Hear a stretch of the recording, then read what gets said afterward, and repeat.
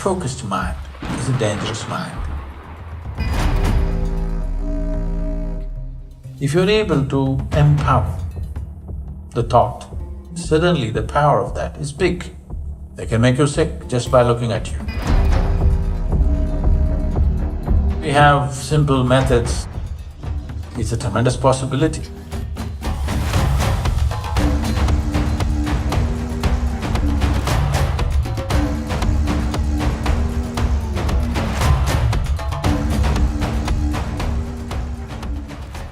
Namaskaram, Sadhguru.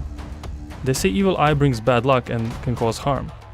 What is evil eye, and are there methods to ward off evil eye? So does such things exist? Yes. People can influence things. Right now, if I just take this water and look at it for a minute, we can prove today the molecular structure of the water will change. So now if I look at this, why should the molecular structure of the water inside change? It will. It can change in a positive way, it can change in a negative way. Both are possible. A focused mind is a dangerous mind. Dangerous or not is determined by the intent. If you're able to empower the thought, then the thought becomes very powerful. An angry mind, a lustful mind, a very loving mind, all these are powerful minds. The reason is not because of anger or love, simply because they become one-pointed. If something becomes one-pointed, suddenly the power of that is big. Now if you do this, it won't hurt somebody, you know, you make it like this, it hurts somebody, isn't it? Because it's become one-pointed. The same force, but it's one-pointed, suddenly it's creating a bigger impact. So, one-pointedness may happen out of sheer awareness or with sadhana or because of anger. When you're really angry with this person, your mind is one-pointed, just see. In love it may wander, but in anger and hatred, mind becomes one-pointed. Because of that one-pointedness, it can influence.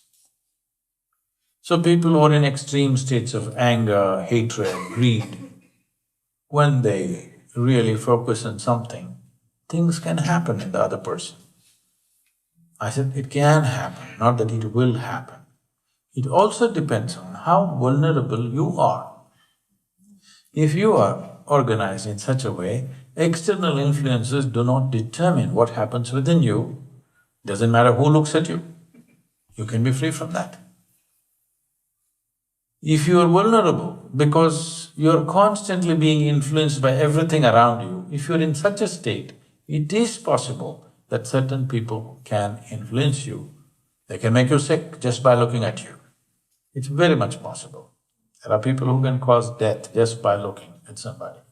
If you can cause ecstasy in somebody just by looking at them, you can cause agony if you want, you know. Just a different switch, that's all. It's like your tap, if you turn this way, it's hot water, cold water. Mind is just like that. It can be used in many positive, phenomenal ways. It's a tremendous possibility. But people choose to use it in different ways. Whatever we make, which can enhance life, which can save life, which can beautify life, the same things can be used to destroy life, to horrify life, isn't it? Every day it's happening, technology. You could use it whichever way. This is also just that. This body and this mind can be used in the same way. This is why Indian women used to wear a big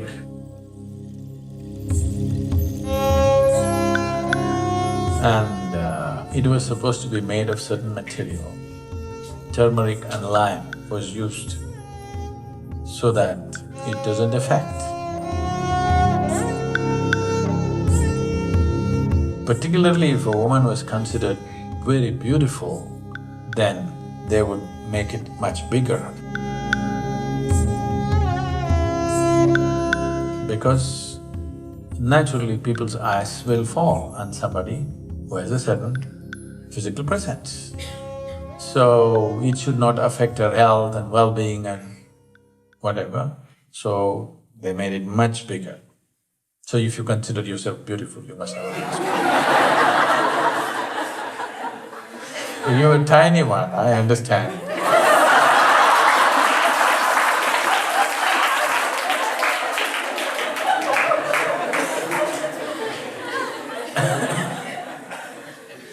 So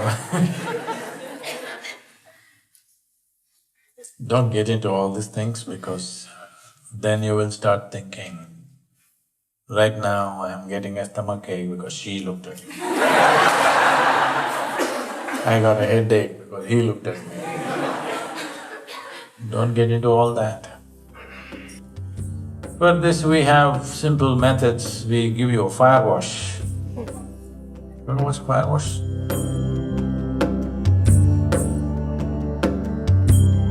It's called Kleshanashana. That means an act which will take away the impurities that gather around you. Because your body is not just here, your body doesn't stop here, it extends itself. Have you noticed? Probably women are more sensitive to this than men. You don't have to be touched by somebody. If somebody comes a bit too close, not a psychological thing, that's a different matter. Psychological and emotional aspects are there.